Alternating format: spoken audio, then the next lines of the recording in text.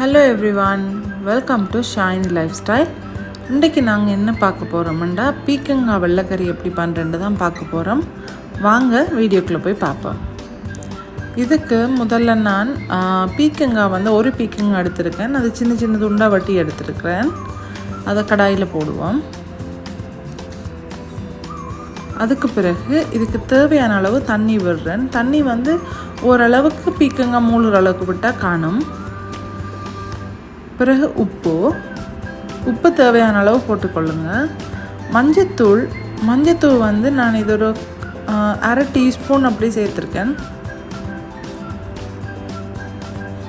அதுக்கு பிறகு இதை ஒரு 10 மினிட்ஸுக்கு நாங்கள் மூடி வச்சு அவிய விடுவோம். 10 மினிட்ஸ் ஆகிட்டு பாருங்கள், நல்லா தண்ணியெல்லாம் வற்றிட்டு இதுக்கு பிறகு நான் ஒரு கப் பால் எடுத்திருக்கேன். இதில் நான் ஒரு 3/4 கப் தான் விடுறேன். இதை நல்லா மிக்ஸ் பண்ணி விடுவோம். மிக்ஸ் பண்ண பிறகு இதுக்கு தாளிக்கிறதுக்கு தேவையான கடுகு, சின்ன சீரகம், வெங்காயம், கருவேப்பிலை, பச்சை மிளகாய் சேர்த்துருக்கேன். இது நல்லா வதங்கின பிறகு இதை பீக்கங்காய் கறிக்குள்ளே கொட்டி நல்லா மிக்ஸ் பண்ணுவோம்.